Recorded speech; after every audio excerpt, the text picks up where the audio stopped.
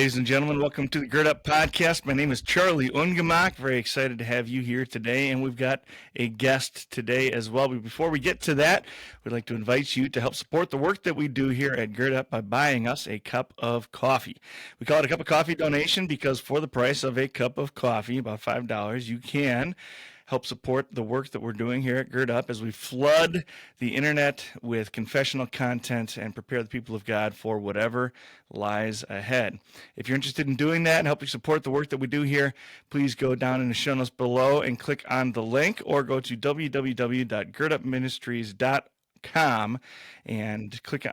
There'll be a link in the main menu that says buy us a cup of coffee. You can click there. And we are very, very thankful for those of you who have done so. And we look forward to continuing our work because of people just like you.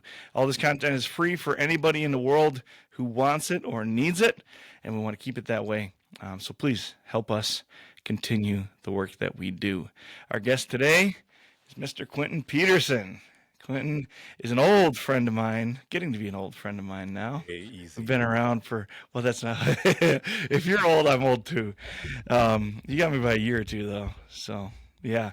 But we actually lived together for a little while back in Quinten's bachelor days. I would say back in my bachelor days, but those days continue. So still there. But you never know what'll happen. You know, I had a front row seat to episode 1 of the Gird Up podcast. Did you really? I don't remember that, but I believe it. Yeah, because you did the recording in that front living room. Yeah. And I would give you the scoffs and the... Yeah, I do remember that. Do you really want to say that remark? Well, looking back now, most of the time I probably didn't, and I thought I did, and I was too foolish to know any better. That I do, yeah, I do remember a lot of like yelling at myself into the microphone and things like that early on. Yeah, being frustrated. You can't quite get the words out right, you know? Yeah. I'm familiar with that problem. Yes. Yeah. That's part of the reason why I've switched to this form is so that I don't have to get all the words right all the time, and I can correct myself and so forth, and invite guests on so they can talk and I don't have to. I don't have that much to say. I kind of say the same things over and over again. So it's nice to have other people on to share the burden of talking a little bit. So yeah, of course. Now tell us just a little bit about yourself. You're working at Wisconsin Lutheran High School. Yeah. You got a wife and kids, so forth. Fill us in. Who is Quinten Petersen? Yeah, how I got here. So I just finished my 11th year at Wisconsin Lutheran High School as director of bands here. Love it. All I do is music all day. Well, I tell the kids I get to do music and I get to do paperwork. You choose which one finds more joy. Normally it's music, but I've been here 11 years, do all the instrumental music here. It's great. Before here, I graduated from Wisconsin Lutheran College. So when people ask me how far my degree took me, it's about 4 blocks. Came up through the Lutheran school system. So I went to Lakeside. Before that was Our Redeemer on the west side of Madison. My parents still live out on the west side of Madison. And that's how I got here. Yeah. Now, your dad is a cabinet. Well, he's a cabinet maker is probably underselling what he does, right? Yeah, well, he's not a musical person at all. Right. Which I think ties into like what we're going to talk about today. Yeah. But totally not a musical bone in his body, aside from the music appreciation bone. But yeah, he was a woodworker. He ran a company that did commercial fixtures, and now he's a full-time grandpa. Nice. Full-time grandpa. That's kind of the goal, right? In Psalms, when it talks about there's 2 things that the Psalms always talk about as being like the mark of a distinguished old man, or the reward of like faithful old men. One of them is a gray head, which I'm not sure I'll ever have a gray head, unfortunately. I might have a gray face. I'll probably never have a gray head. But a gray head, and then the opportunity to see their children's children.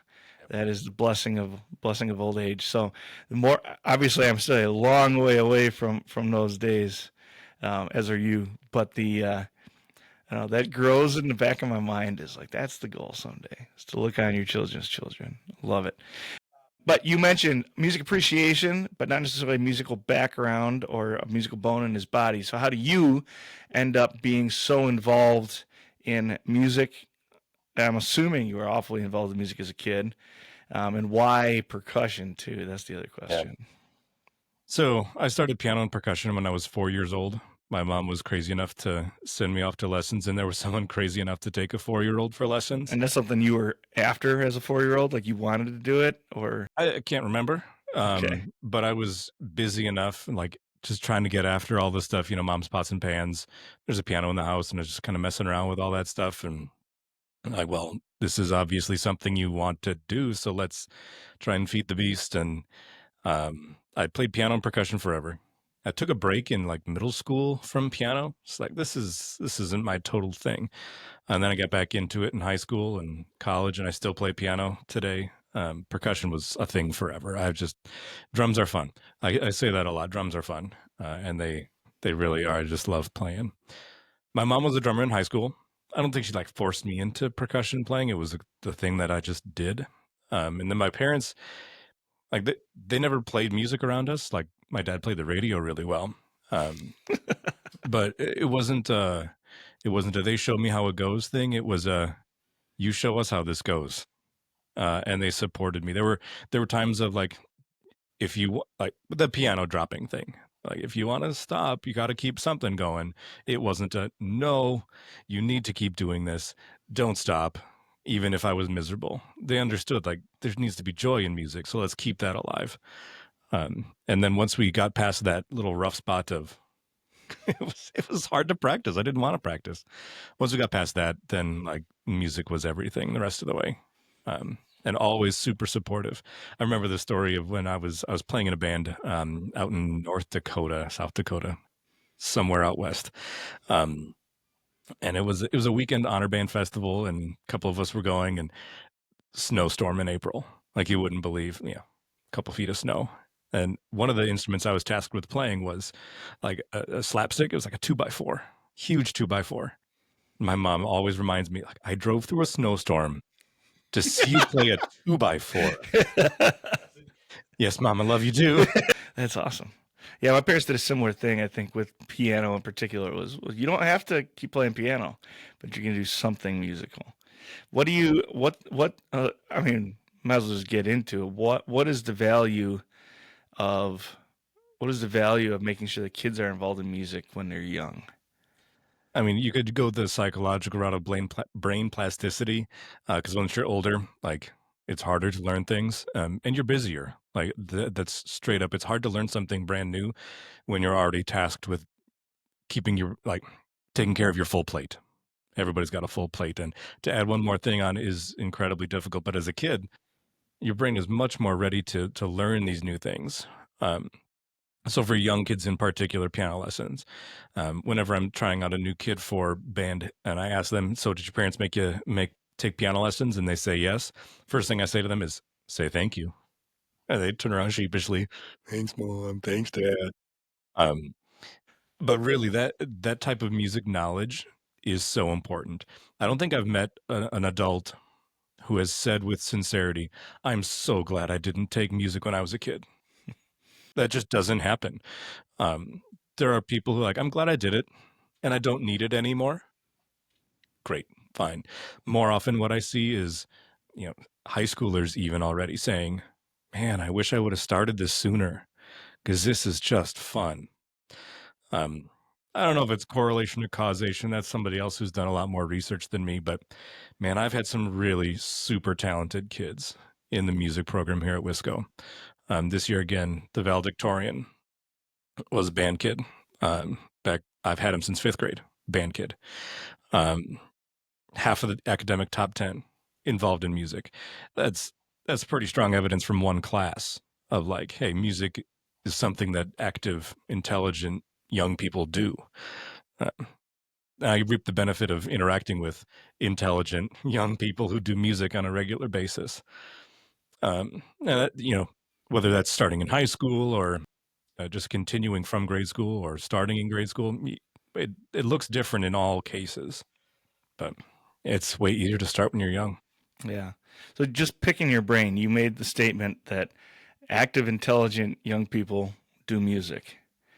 Um, what do you mean when you say that? A lot of things, I guess. Um, the kids that I get to work with are thoughtful because you get, music education is not easy, right? The teaching of it, the doing of it, it's challenging. So these kids who are involved in music at the high school level have already gone through some of those growing pains and have pushed through something difficult and built that character to do something difficult and to make that difficult thing enjoyable.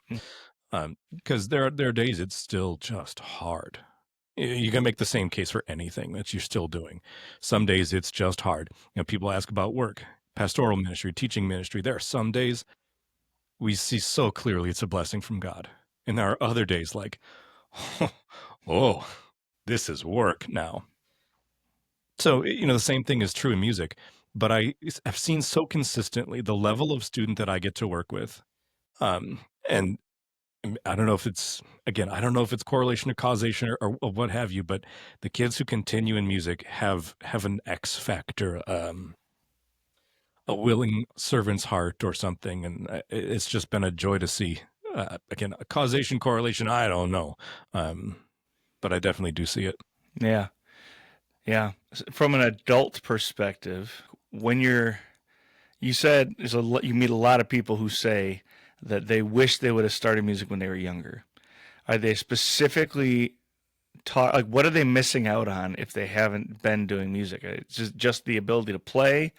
Is it appreciation? Like, what is it that is like, what's the value add in people's lives Yeah. when they were involved with music as children? Yeah. Playing an instrument, right? Like I was playing in church just this weekend, and you get the comments of, "Oh, I wish I could do that." Well, of course you could.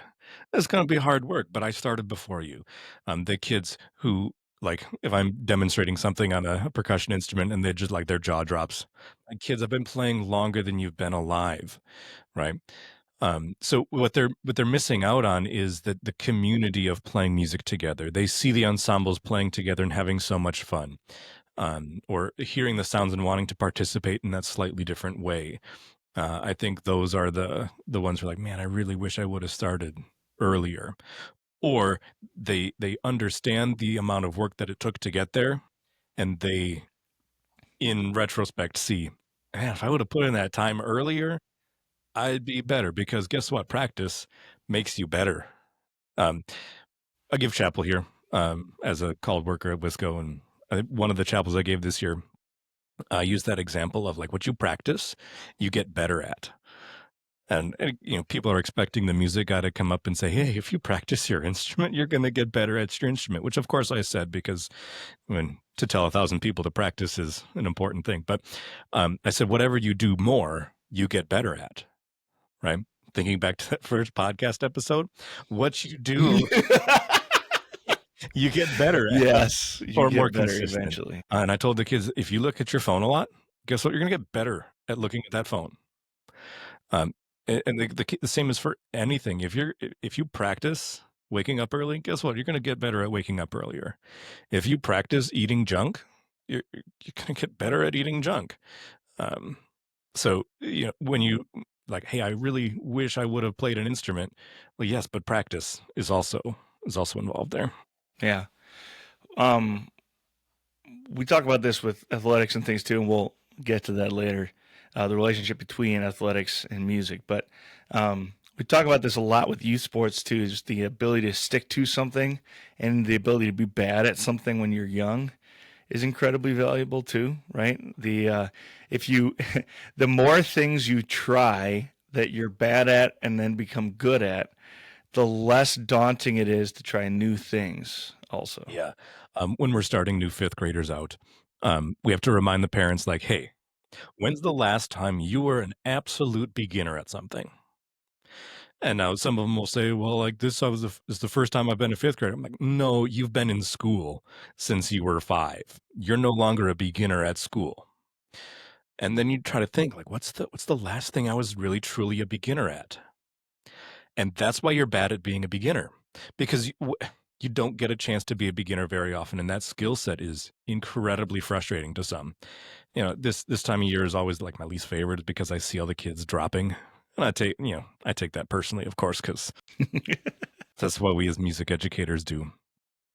But it's not, there's a gazillion reasons as to why a kid might drop out of music education, but that skill of sticking to something that's difficult and seeing the progress and understanding that, yeah, this might be difficult for a little while yet, but I always encourage them to say, well, you're not at the tipping point yet.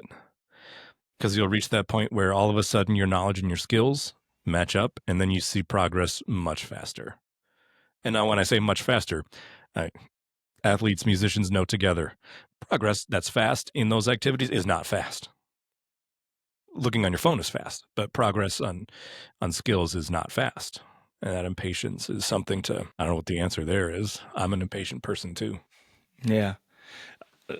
What happens when you're not good at it? Like, what if you are practicing and you're just not good? If you're not, there's a number of things, right? So if you just can't feel time, that's a real thing. And guess what? That's okay. That leans you to rely on the people around you more. You're not a soloist, and that's okay. If you're like, man, I can't hit these notes, maybe it's the wrong instrument. Maybe your face is not built for this instrument. Try something else. Band is such a social activity that if those instances happen of like, man, you're really not good at this, but you love being here, you need band more than the band needs you. And that's okay. Have you ever had that conversation with a kid? Like you just, this isn't. I don't This think isn't it's a working. conversation of like, hey, you're bad. I'm not going to tell a kid that. That's not pedagogically sound. That's not Christian love. What I have noticed is those kids start to pick up on that, and they're not as, I don't want to say aggressive, but they're not as, I don't know how to put this. They're not getting it after it at the same speed as their peers, and they're okay with it, right? They're not playing at the same level as people around them, and they're okay with it. They don't take it as a commentary on their lack of ability, which that's a great mindset to have, is that someone else's success doesn't mean my failure. That's something, skill-based professions, athletics, music, we have that. Two people can be good at the same thing. Just because someone is better than me does not mean I'm bad. That's a healthy mindset to have a good grasp on. Holy Spirit gifts people in different ways. Who are we to lament or celebrate in these ways? Would you rather work with a kid who's just gifted, never really had to put in the effort, they're just gifted, or work with a kid who is like good and had to work to get there? The hard work. Why? Because it's a recognition of like, I have some input in this. It's that locus of control that if I work at it, it's going to get better. But if a kid is like good and they didn't really have to work at it, they might internalize the fact that like, I'm just good because God made me good. And then they don't see the need for them to refine their craft and work at their craft, right? And that's such a weird balance to find. Because like, yes, God gives everyone in different ways, but you got to have some skin in the game here. You have to prove faithful with the gifts that you've been given. And if you've been given a lot, you got to get after it. So always the hard workers. They're just nicer people. So what you just said brings up another idea, or just something we should talk about, I guess, is you mentioned the gifts that God gives. If God has given me musical ability, is it wrong? Or this is a leading question, obviously. What should my relationship be with the gifts that God has given me? Maybe is a better way to look at this. Like, if God has given me musical ability, why should I pursue it? Should I see it as a? This is just your opinion, obviously. But should I see it as something I am like required or obligated to develop? Should it? I guess I. Yeah. Help me with this. Should I feel guilty if I'm not playing to the best of my abilities? Yeah, maybe that's part of it. This is a very sticky situation, a very sticky question. At Wisco, we run, we send a lot of students on to music education. And I always say, you have to need it. You have to need music in your life to go on and pursue it as a career. In high school, it's fun. It's real fun to be involved in the musical ensembles. Once you're off campus here and you're on into some other thing, music school is work, and you have to need it. If that need stops, what then? And I think that's a personal thing to figure out. I don't want anyone to feel guilty for not continuing to play if the joy is gone. I've seen it happen. It stinks, of course, but also, you've seen the people who are maybe not the best musicians who just like keep playing. Um, that's awesome too. Could you get better if you practiced more? Sure. Are you okay being where you're at? Yeah. Okay, that's fine too. That's a delicate balance of like you don't want to guilt someone into not using your gifts to the fullest. Um, Prove faithful, but also understand like just because you have gifts in one area doesn't mean you don't in another. And if you choose to use those gifts in another area, you're choosing to use your gifts anyway. I don't know. Again, that's what I think. Yeah. I think every situation is so different with people's relationship with music making. Um, I like playing at church. I play in a small group, um, and it is normally speaking, it is not difficult music for me, and that's part of the joy. If I'm performing as a soloist and I want to like stretch my legs with some pretty significant literature, I can do that. Is that it? Is it cheating to not play to the best of my ability? Of course not. I'm serving in worship. Yeah. It's almost like a basketball, like a real good basketball player who tones it down a little bit to play at the gym, like like at the Y or whatever. Yeah.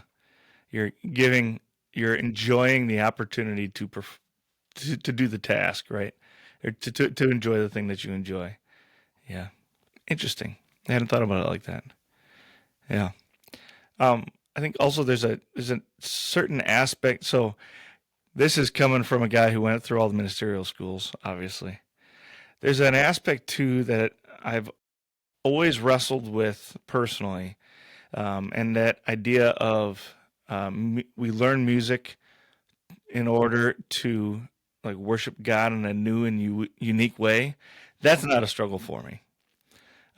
What becomes a struggle for me, and I think for some other people, like I hear it a lot with like church organists and things like that, where it becomes just a burden, right? So I guess it's a two-part question. To what degree is that the mindset of Christian music educators, at least as far as your knowledge? And you've kept your joy about music, your enthusiasm for music. How have you been able to do so, even though you're doing it, like you're not playing professionally necessarily, but doing music professionally? So this the second part of that question that I've kept the joy. That's a gift.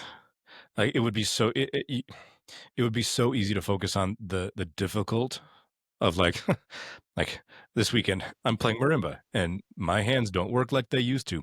I could just say my hands are done. I'm old now. I have teacher hands. I'm just not going to play anymore. But that's not the case. I still love playing, and that's a gift. I don't take that for granted. I don't know if I've done anything different than anybody else to keep that. But I know that that's something.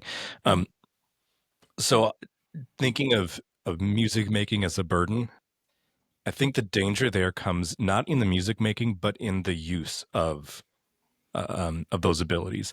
Um, at my congregation, we're blessed with a lot of musicians. So as a musician who's like, I do music all day, I never feel obligated to play in church. I feel like I have the opportunity to play. And that's not the case at smaller congregations where like if you have music, you need to be using it. And I think that kind of pressure can squeeze some of the joy out. Um, some of the things that I've done to intentionalize joy bringing in worship and like so Viking Steel is our steel band program. We crazy idea we had 7-8 years ago, whenever it was. And we've traveled the country. We've played in churches all around the Milwaukee area. Um, God has blessed that program immensely. We started with 9 kids. We've got, over 100 kids playing pan every year now. Um, that's a crazy, crazy thing. Whenever we go out, one of the biggest things people say is, "There's so much joy in worship." There goes that guy with all of his pans again. No, what I don't know if it's the style of music or the novelty of it, but I don't think it matters. I think the novelty brings that awe, that eye opening, that new joy back um, into worship, and that's a really important thing, especially for our high schoolers who are the next generation of church musicians. To be like, hey, this is totally accessible. Yeah, they put in a lot of work in rehearsals, and this is a special situation because we have all of this equipment here at the school, but there's nothing saying you can't go and try a new idea. I think it, what I've tried to foster here is an openness and a willingness to try new musical ideas. Um, Steel band being one of those crazier out there ideas, and I think it's been received well. I still love playing. I know my kids still love playing because that program means a lot to those kids who have been a part of it. Let's talk about Viking Steel. Where did this idea come from?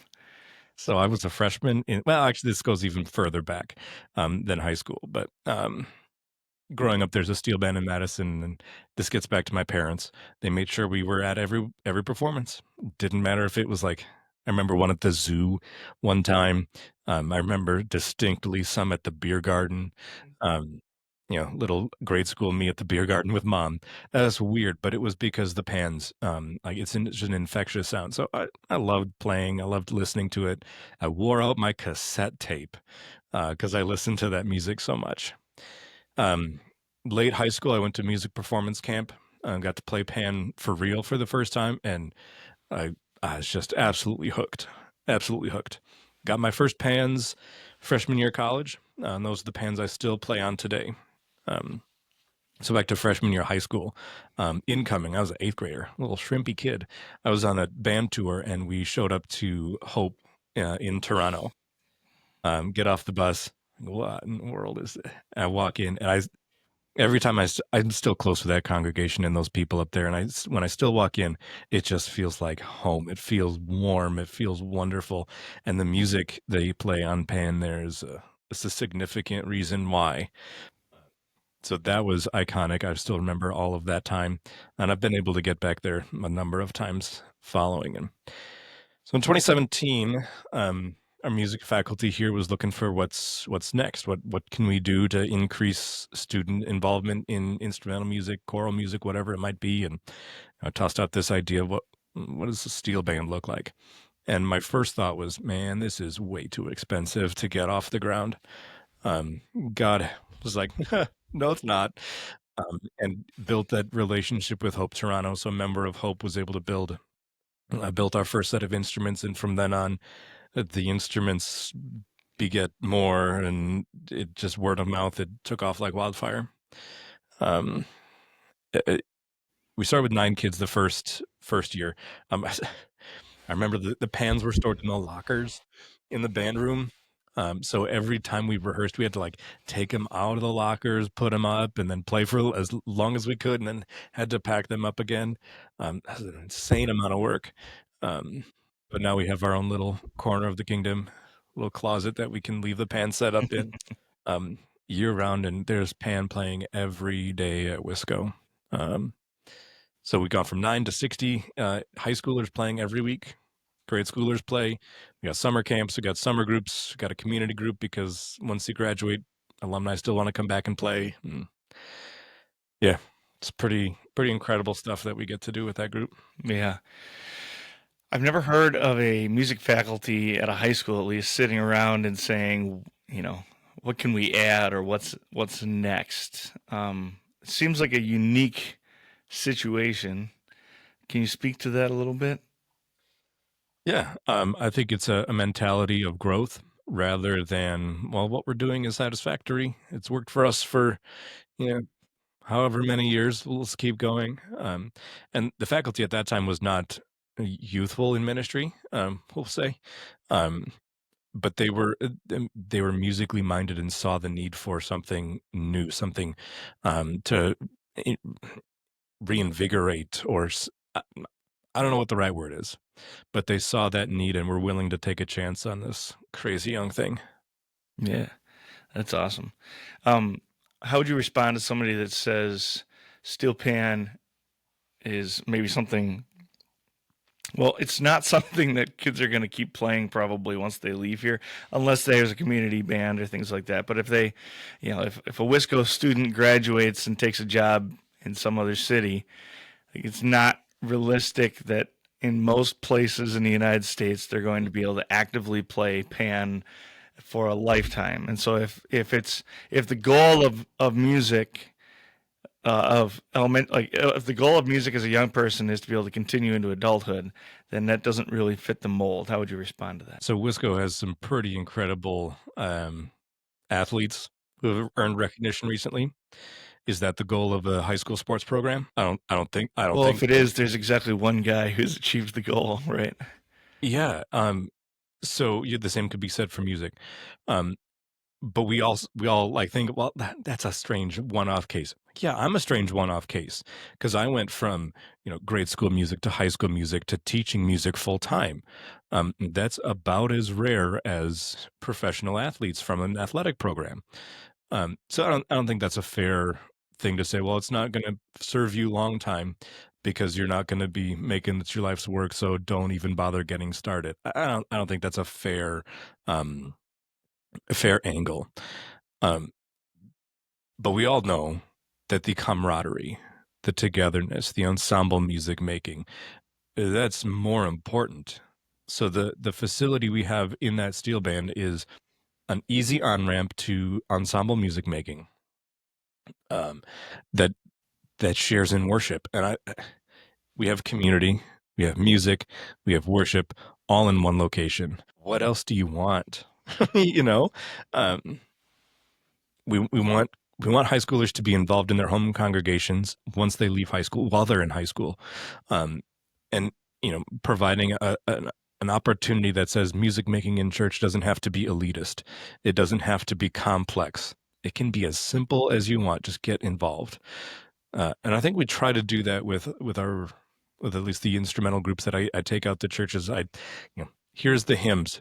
This woodwind ensemble is going to come in and play right along with the piano. Don't even think about changing anything. We're just here to add to it. Let's not make things overcomplicated, because once things get overcomplicated, people start to back out. We don't need to keep it so elevated that it's only accessible by those trained in fine schools. Music making in worship can be for everyone. So I think that's the goal of that's one of my goals as a music educator here, is to say, yeah, yes, it's fun to do it here, but look how you can do it later too. What does the on ramp look like for somebody who's playing steel pans? Like, It looks different for a number of people. Some people have come in with no music reading. That's the most difficult. We've had a number of kids join in and like, hey, I've got some piano reading background. Can I join? Well, of course, if you read music, this is so simple. Now, granted, the notes are in a circle now, so you got to learn the logistics of where all the notes go. But the person playing right next to you is doing the exact same thing. It's like choreography rather than fine technical skill. And so you walk up to the instrument and play a note. There you go. You're on the on ramp. That's been really cool to see how many different, because no one comes in with pan experience. Uh, yeah, I suppose. right? When's the last time you've been a true beginner? Yeah. So there have been a number who like, man, this is really, really difficult, and they can't rectify that.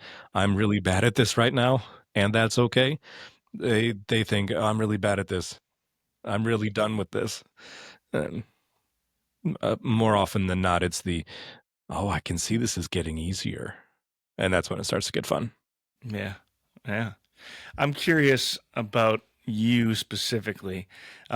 you're clearly very passionate about being a music educator, and you're gonna roll your eyes and scoff at this, but you do have the kinds of gifts where you could have at least like scratched out some sort of living playing if you had wanted to, probably, right? As a, I think I was 18, 19 at the time because I was a freshman in college, and like that's a significant, I won't say accusation, but it's a significant Indictment, maybe. indictment, admonition, of like, hey, think hard about this. And maybe I was just so stubborn that I said, "Ha, watch this." And now I've been in the same place for 11 years, and been able to do some pretty amazing things with some amazing students. Um, I I find that joy covers over the need to perform. In Pan, I play because it's so fun. Like, I have my personal instruments. Of course, I'm gonna play because it's just so stinking fun, and it gives me a better like pulse on where the student players are because I'm doing the thing right along with them. Um, for all the other ensembles, it's the balance, right? Because I get to be a musician sometimes, I get to guide musicians sometimes, and maybe I'm just so scatterbrained that I need that variety. I'm not quite sure. Um, Yeah. Uh, what does it take to be successful as a music educator, do you think? I don't know. That's a really like short answer, but every situation is so different. The things that I think point to, if you want to say I've been successful here, um, when I started, I put in a lot of hours. I still put in a lot of hours. You can just ask my kids. Um, but like it's a balance and an understanding of what it is. When I told you earlier about the kids we send off to music school, and I say you have to need this to be able to do it. You need that visceral, I need music in my life, and that I still have that. I need I need music to be a part of what I do every day, whether that's listening or playing or teaching or writing or guide, and I'm fulfilled in all those ways. Um, so I think in that way, my vocation is clear. Like it's multifaceted, and that keeps that excitement going. But that's me, where God put me. I don't know what it takes to be a band director at any other school because every other school is different. I don't know what it takes to be a band director and a mom. I don't know what it takes to be a band director and a grandfather.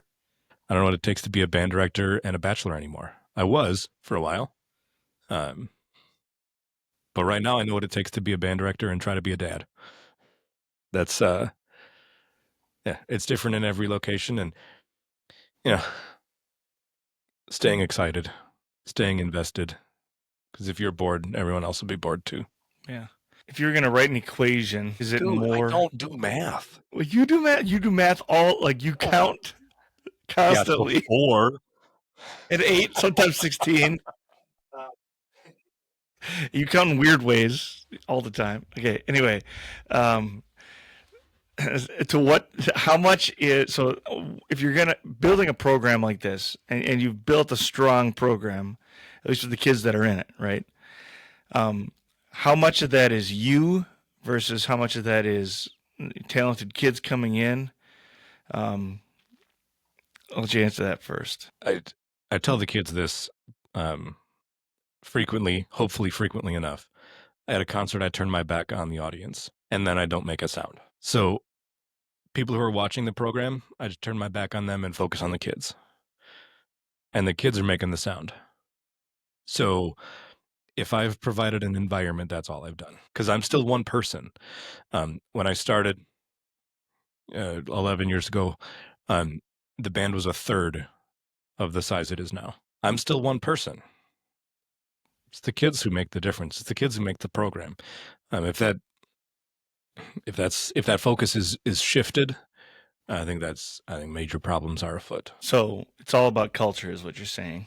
How do you build that kind of a culture around your program, whether it's music or otherwise? Obviously, in your case, it's music. How do you build that kind of culture with young kids? Consistency. When I started, I was the third director in 3 years. That's not consistent. Now I've been here. The fifth graders this year I've been the band director at Wisco since they've been born, which makes me feel real old real fast. But consistency is a huge thing. They know who I am. They know how I operate. They know I'm going to have typos on my info sheets. They know I'm going to write music that sounds a certain way. They know I'm going to program a specific way. They know they know my office is always open. They know a little bit more because I've been around a little bit more. And when you're genuine, people discover who you are, and that's a thing. The um, the culture of hard work is real, because if you got lazy stuff skating by, that's a problem. Whenever we go out, I don't tell the kids I don't know why I find that so funny. It's so childish. just when we leave the building. It's not a, hey, go here, do this, I'll watch you. I mean, I'm doing the things right along with them. And if it takes me, if I don't have the help, I'll just do the thing until it's done. And even though kids aren't there, they're seeing like, okay, this takes hard work. And like, I'm not saying anything there. I'm not running a certain, whatever. I'm just doing what I think it takes. And I think they notice. I hope they notice. I was actually thinking about this earlier today on one of my walks. It's unrelated to this, but now that you're saying this out loud, it actually kind of maybe rings a bell for me. I was thinking about I've been blessed with a wonderful number of just not, I wouldn't say worldly successful necessarily, but just like really successful friends who are really, really good at what they do, and most of the time very appreciated for what they do. And I also have a lot of friends and acquaintances that um, get the job done, but it mostly just get the job done, right? And that goes for like guys at the seminary that I'm with. There's some guys that are just killing it. There's some guys that are getting by, and there's nothing wrong with either one necessarily. But I was thinking about the guys. Same thing is obviously true of my teaching career, like as beer vendors at AmFam, like in all of those different environments. There's a difference between you can see most of the time the difference between those who are just kind of owning it and who are, I guess, all in, and those who are just kind of doing their just yeah doing going through the motions, right? And the way I in my mind, the way I started to think about it is it's almost like curating yourself as a brand. And this is going to offend some people, but I think it in modern vernacular, I think, especially the way we use the word brand nowadays, I think it is actually pretty accurate. And that question of like, what is my brand going to be? And not necessarily making it up from nothing, but like curating like who I am and what I do kind of into a brand, if that makes sense. And there's definitely a Petersen brand. There's definitely a Charlie brand, right? Um, yeah. What do you think about what I'm saying? I'm gonna twist a phrase to fit this. I don't think you're gonna like this. I'm gonna say it's living your truth. You're right. I don't like it, but I think you're right. I think you're right. Because if you're a fake person Mm-hmm. about like, I let me take it the positive way first. Um, my dad was a hard worker. My mom was a hard worker. Um, my dad built a company from the ground up. Um, and as a father figure, I always saw him working. So that's why I always work. So that connection of like, this is not a line I'm telling. This is not a show that I'm putting on. This is not well, I want you to see this part of me and I don't want you to see this part of me. That's when I'm on stage and trying not to say silly things, right? You're not very good at not saying silly Thank you. things. But on the It's daily, part of it's part of your brand. You're living your truth. but on the daily, I'm not trying to be something I'm not. Mm-hmm. Um, and that's true about me. So I like curating your brand better. But also you don't always get to choose Mm-hmm. with such specificity. You just have to take what God has given you and play the cards you're dealt. Yeah, I think you're really on to something. And what I don't like about the idea of like building your brand is that inauthenticity, right? Of like trying to be something that I'm not, or that I maybe even don't have the capacity to be. And the only reason I don't like living your truth is because it's been co-opted into so many other things, which is exactly the same problem. When people say I'm living my truth, usually what they're doing is denying something fundamental about them. Then the whole world can usually see it, and they can't. And so when you put those two things together, I think those two things paint a really nice picture when you put them together of what we're talking about. That, like, I mean, it's the same problem with almost all of our we have we have more vocabulary than action on some of these things, unfortunately. So like the idea of being authentic. We had a conversation. In my conversation on the podcast with Professor Sorum a while back. We talked about the idea of being so authentic that you're no longer authentic. How if you how do you know who you are and what your truth is or what your brand is? Do you think? I don't know. Because I you don't know have your somehow answer. right. You have somehow curated the Petersen brand in a very like personally effective way. I think I'm going to go back to my answer of I don't know. Um, I've been blessed with, you know, parents who built confidence in me as a kid through support of like, you want to do the thing? All right, let's go do the thing. Um, Being there in all their different ways.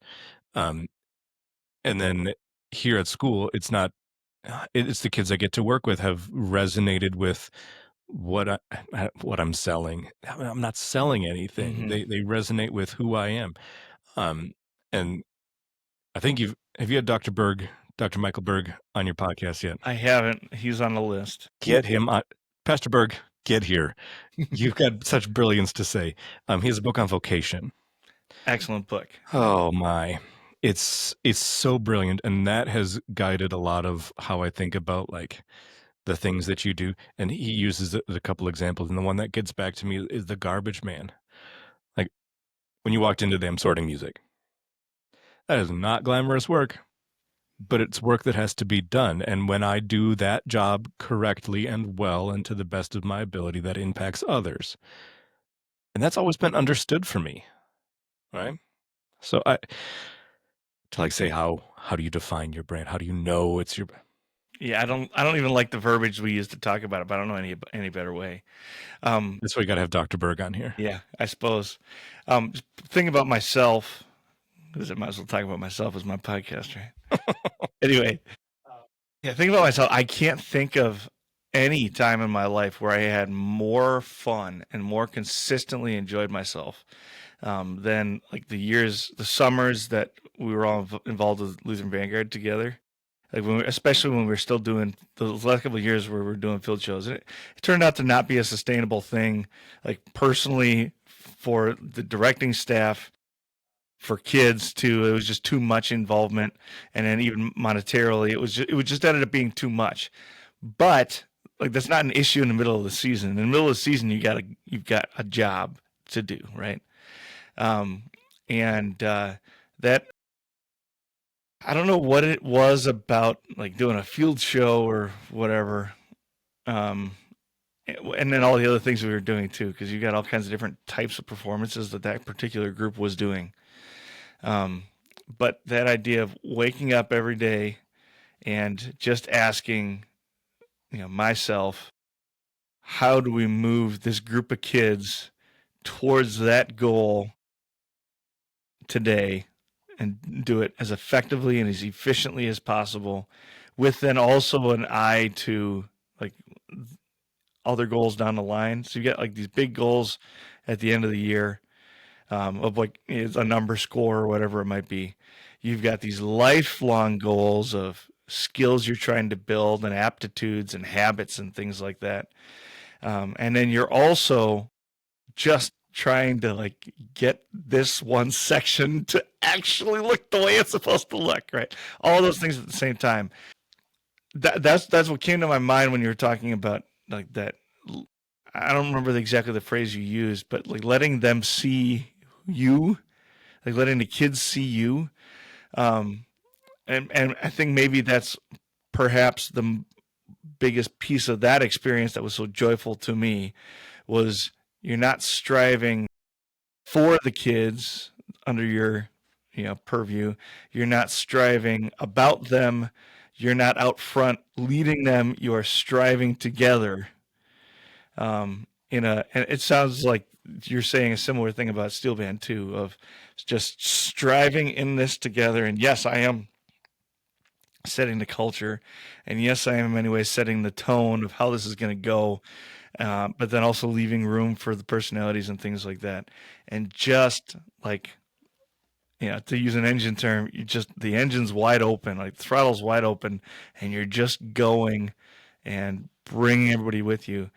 Um, is it something that maybe I'm having tasted it, chasing it again ever since.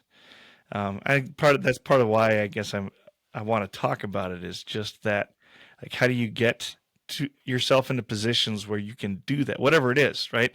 Whether you're a carpenter making cabinets, whether you're a band director leading a band, whether you are, a plumber installing pipes, whatever.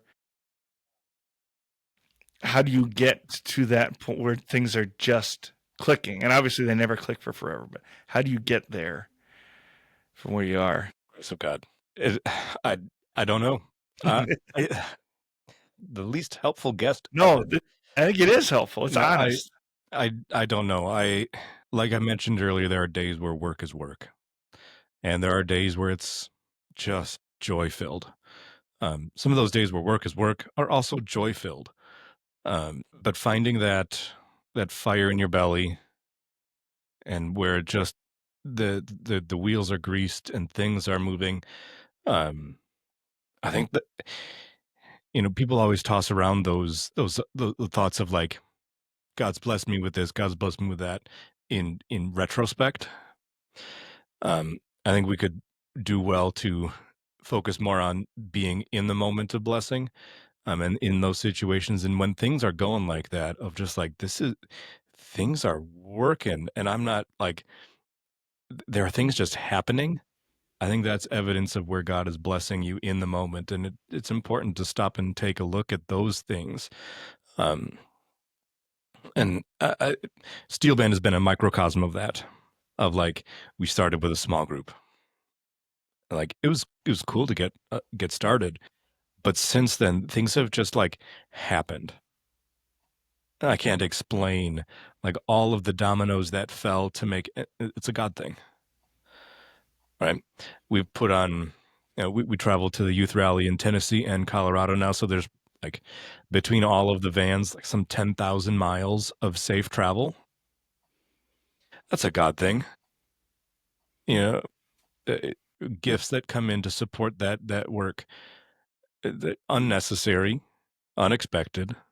They're God things, and in the moment, those are the blessings to focus on. And it's not just looking back and thinking like, "Hey, man, that was really fun." You have to think of that in the moment. I think that can breed some of that real time fulfillment. Yeah. I didn't know what you were going to say, but I'm thankful you said that. Appreciate it. You mentioned a couple of different times how you are figuring out how to be a dad and a band director at the same time. And your tone of voice and the look on your face says maybe that's a struggle. Oh yeah, every day. Can you talk to that a little bit? So I was a band director first, and I worked a lot. I still work a lot, but I worked a lot. Um, and I find such intense joy in what I do, and I see the need for what I do. And I like you walked in, I was sorting music, and you came back in with the next load. I was moving music stands. Like that kind of stuff is stuff I feel like I need to do. And my kids are young, 3 and 1, and trying to figure out what it's like. Like it's okay to just sit down and read a book for the 11th time. Like that's a struggle where I'm wired to just keep working. I just need to keep going and going and going and accepting like, hey, no, slow is okay. Slow is needed right now. That's the learning curve. And yeah, when my kids get older, it's going to look different. But I think I've been a dad for 3.5 years. I've been a band director for 11 years. There's a reason I'm more comfortable in one than the other. Just because I practiced one more. Right on brand. That's a clever line. But the measures of success are more immediate for being a band director. The measures of success are much longer term for being a father. And it's a lot less directional as a father.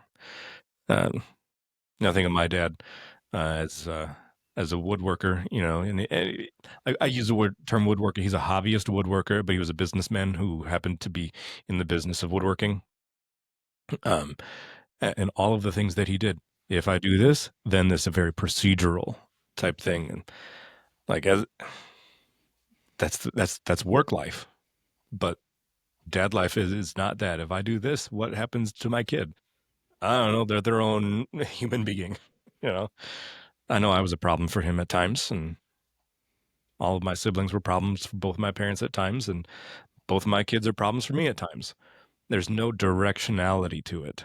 Much more amoebus. Is that a word? If you would have said it real confidently, nobody would have noticed. It's a word if you know what I mean.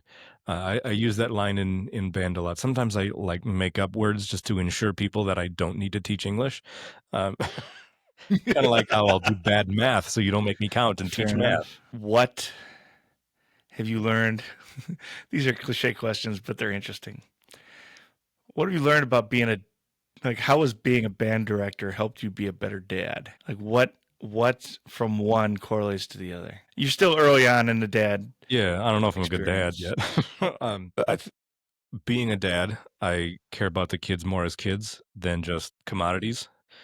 That was a noticeable change. I always cared about my kids. I always wanted them to succeed, but you get that real deep belly fire of desire for like, I want you to be good.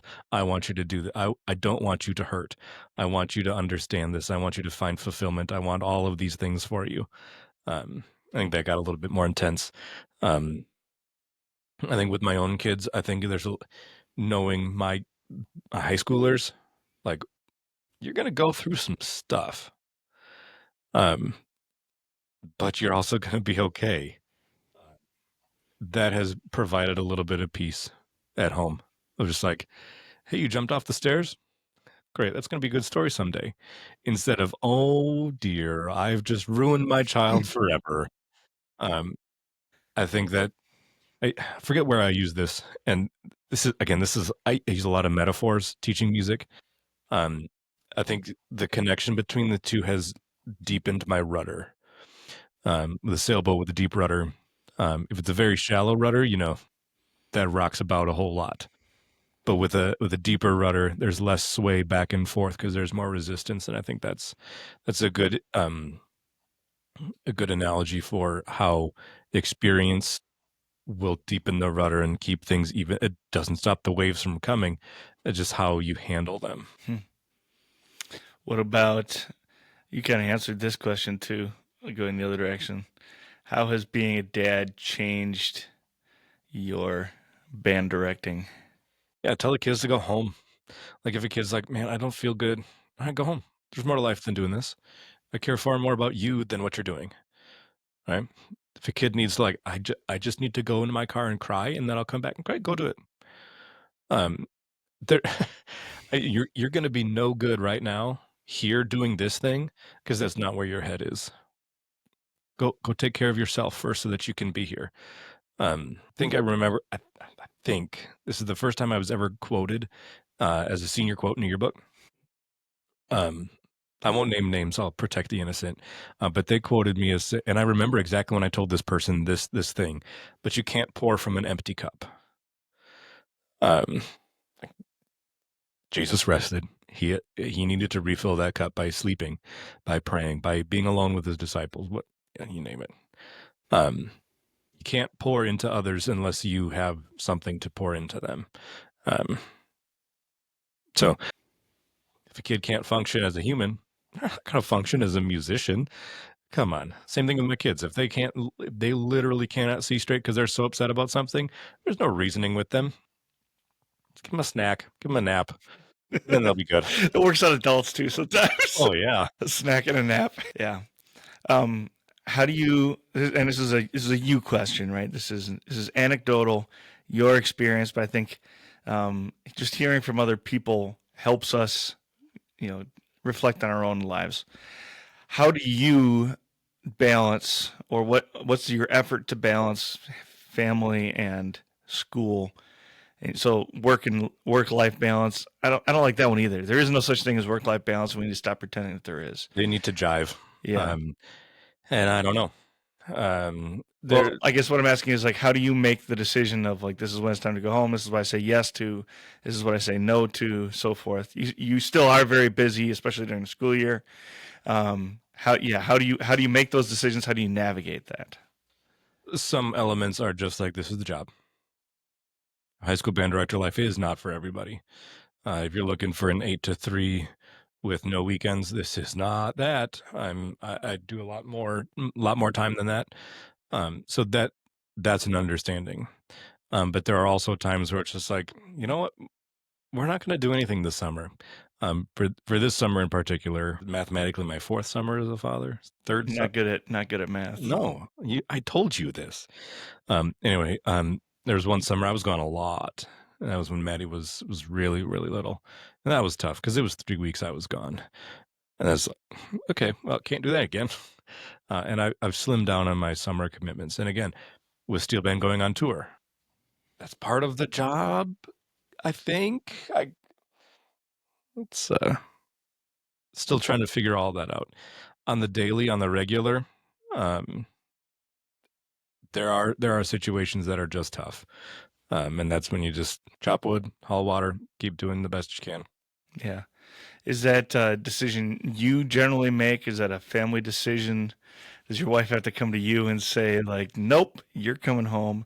How does that frame out for you Yeah. guys? And again, it depends on the situation, but there are times where it's like, no, I need you home.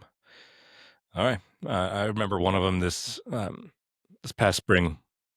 A snack and a nap didn't do it for one of mine. And I got a phone call like, you need to be home now. And it was in the middle of rehearsal. So like my phone rings in the middle of rehearsal, that's trouble. But it was grade school. So we had 3 band directors teaching 3 bands. I'm literally responsible for these 50 kids right now. I can't just leave right now. So that tug was pretty tough. But my colleagues are ready to go. And I said, yep, whatever you need, just we'll figure it out. So that's a real blessing. Had I been alone, I don't know. Right. Yeah, each one is different. But generally speaking, I'd like to try and stick to my end times here as best as possible. I have a setup at home to work at home, and I'll go work at home, but that feels different. And my wife would agree. Like, hey, if you're home, you're home. And I'll take that as a win. I can come bug you. I can read my book in the same room as you're working on spreadsheets, That was a trade-off. I don't know if that's the right word, but accommodation or understanding or agreement we arrived at. So you don't always draw a hard line between, like, work gets done at school and when I'm at home, I'm at home? No. And I know that's like rule number 1 of work-life balance is leave work at work. I think this comes back to curating your brand. To borrow that phrase we apparently stuck with. It's me to keep working. And it's also me to be home. Like I need to be at home. I try to not work when my kids are awake. When my kids are sleeping, they don't know they miss me. So it's okay for me to work when the kids are sleeping. I try. And that comes back to just keep trying, keep making efforts. Yeah. Like, speaking as a bachelor, again, you mentioned earlier, and it was really validating. You didn't even know you said it probably, but you said everybody's plate's full. And I get a lot of, I have a fair number of Uh, com- Sorry, I just noticed the note on your board that says "Don't go to Starbucks unless you absolutely have to."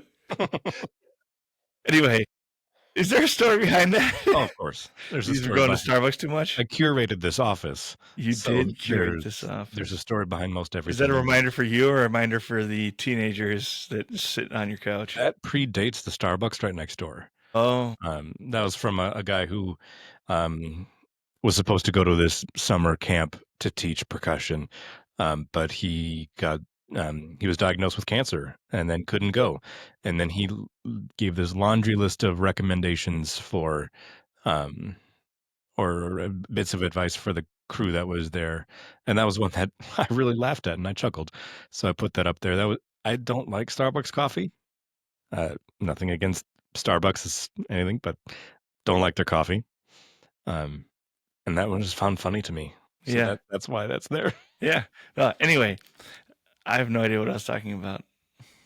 Oh, as a single guy, yeah, I have a lot of conversations where people who are no longer single, whether they're married with kids or just married or whatever, seem to think I'm going to get pushed. I know I'm going to get pushback on this for saying it, but just assume that I have more time on my hands and that my life isn't as busy and so forth because I'm not married and don't have children. And from time to time, I've tried to explain like with some people, I will even just say, like, well, here's what I have going on. Like, I have filled my plate with other things. And when the time comes and you're another great example of this. When the time comes to add something, I'm going to remove other things from the plate. It's not going to be a like, oh, now for the very first time my plate is full. My plate will be over full for a little while, and I will figure out what needs to stay on the plate and what doesn't. And so, thank you for just quietly acknowledging that that's true. Um, and second, I guess, what were some things that were on your plate before you got married and had kids? Because I mean, I saw you. Like, we lived together when you were still a bachelor, literally right up until I had to kick you out. yeah, yeah. Mhm. I moved out after you got married, even. Well, you guys were on your honeymoon. Anyway, you were very, very, very busy. You filled your plate entirely. What are some things that you took off your plate when you got married and started having kids and things? Some of the selfish things, I don't want to call them selfish things, but like I sang in a choir in Milwaukee here. That was a thing I did for me to scratch that musician Hmm. itch where I was not in charge of making music. I was just participating in it, loved it. And that became another night away. So that had to go. Aside from that, I can't pinpoint like exactly what changed. I go home sooner. I do all that. Yeah, like I mentioned before, but I think some of it has been efficiency building or like this is a scary term to use, but good enough. For me, I don't like that word, but I've had to come to grips with like, is this good enough? And the answer is probably no, but it's what you're gonna get. Um, and what's amazing is say I was supposed to have this piece written for this band. Like I needed to write arrangement for this. Kids, it's not done. I'm really sorry. Kids were up late. I had to, you fill in the blank, whatever.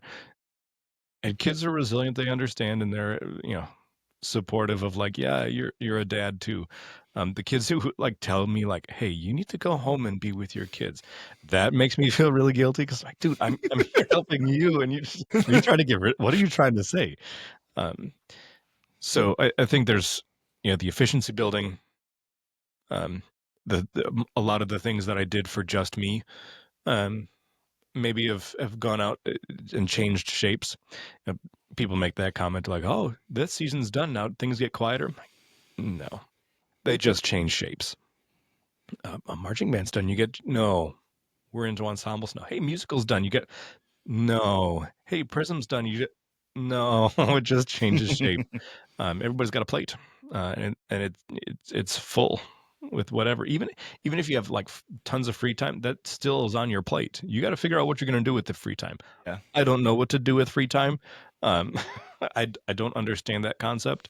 Yeah. Um, I read all the Navy SEAL books and extreme ownership and all that, and there's good things in all of it. There's good things in all of it. But when you start over applying too many concepts all at once, you start to just make weird and impossible rules for yourself. You draw the lines in the wrong places. One of the things for me, this is why I've originally brought up talking about being a bachelor. One of the big things for me was I love to read. And the things I'm really interested in are the things that I am also pursuing academically, like as far as my education goes. So if I want to just read like a dogmatics text by the pool at Grandpa's house while I'm technically on vacation, I don't need to feel bad about that, right? If I want to listen to an audiobook while I'm working out or during, my me time or whatever, however you want to label that, like my not working time, it's not bad. It's okay to not have the lines that clearly drawn. And some of the self-help stuff and the healthy life stuff out there is going to tell you that that's not okay. Um, and maybe it's different if you're putting parts on a car on an assembly line at GM. But for the most part, if you enjoy and are passionate about what you're doing, it's okay to enjoy what you're doing while you do it. that's part of the reason why I go home and work. Because it's not like if it's like if it's spreadsheets and like financial stuff, yes, that's work and that's just what it is. But there are times where I get an idea for an arrangement, like, oh, that would be super cool, and it just doesn't. I don't have time to do that at school. That doesn't invalidate the idea, and I need to finish the idea. Mm-hmm. Um, and that's fulfilling musically, creatively, and it benefits my work here. So I think I, I don't feel guilty for doing that. And if you were like a salesman at Hal Leonard, you'd still be having ideas and writing them down, right? Like that's part of who you are and what you're doing. It doesn't. I guess what I'm advocating for is not drawing such clear lines all the time. All right, two things that we just have to talk about before I let you off, because you are who you are and you love what you love. The first is always looking for good music suggestions. Okay, you've got a unique style and unique taste and a unique blend of experiences. What are you listening to that you're suggesting other people like, hey, I enjoy this. Go give it a listen. I didn't prep you for this at all, but No, you didn't. The last piece of music I got giddy about. This is such a nerdy thing to say, but Hector Berlioz wrote a wind band piece. And I found it in our music library here, and it's like I had no idea what the history of the piece was, and I listened to it. This is so crazy. French Revolution, just huge bombastic sounds, and it was a handwritten score. I'm like, oh man, I'm gonna write this out. I'm gonna do an engraving, and it'll be like awesome. And then I found it online. Less awesome. Um, but it was a funeral march for concert band. That was really cool. Hector Berlioz. Ben Rector came out with a new album like that. you're a big Ben Rector fan. Gave What him a is high it? five once Did you? Did you? That's exciting. In what context? at a concert. I went to see him in Madison last time I was here, and my good friend, and yeah, he just showed up. Video proves it. So, like, were you in the front row, or Oh he no, was walking we were around, in or? the middle of the area, like standing room only. And he just like on the last song, he came out and then around the crowd singing, and he walked right by us and got the high five. Nice. Cool. What is it about Ben Folds? Ben Rector. Sorry, Ben Ben Rector. Folds is also brilliant. Okay. I missed his concert with the MSO just a while ago, but I don't know, Ben Rector. He's also a new father. So that kind of ties in with some of his music, but it's also brilliantly written, with hooks and uh, like under approachable chord progressions. It's not complex for complexity's sake, but it's also not doesn't also feel pedantic and overdone and formulaic. One that really, really struck my heart. It was a couple years ago when it came out, but he had a song called "Old Friends." Oh yeah, man. Yeah, where you can't make new old friends. That's why you're still hanging around. Oh man, yeah, no, that's exactly it. It was just kind of in a moment. It was around the time I transitioned to New Ulm, and like legitimately leaving a bunch of like physically leaving a bunch of friends behind. A couple other friends graduating from seminary and going off and whatever. And you just start like once that idea was in my head of you can't make new old friends. All of a sudden, my old friends just got a little more valuable. And as a kid, I moved around and stuff as when we were young. I don't have friends from childhood. I don't have. I've got my cousins and things. I don't really have any like a lot of friends left from high school either that I'm not related to. So you know those few old friendships that you have, really hold on to those. Yeah. Yeah. Good stuff. Can I plug another podcast? So, in line with my listening taste, John McLaughlin and Dave Barnes have a podcast called Dadville. Ben Rector's been on that podcast, so there's a valid connection. They talk about fatherhood in a really fascinating way. When they talk, that was made me think like, do I think enough about what I'm doing? Because they just talk and talk and talk. Two good friends, two of my favorite singer songwriters, Dadville. They got guests on, and it's a Christian fatherhood podcast, and they talk openly about having Christ involved in their fatherhood journeys. Not confessionally Lutheran, but um, really, really solid conversational topics from Yeah. two dads. Yeah. We're also creatives, which is why I jive with them. Yeah. Are they about the same age as you? No, they're No. about 10, 12 years older than me. Okay. Dave Barnes is 12 years, yeah, 10, 12 years older than me. Okay. Cool.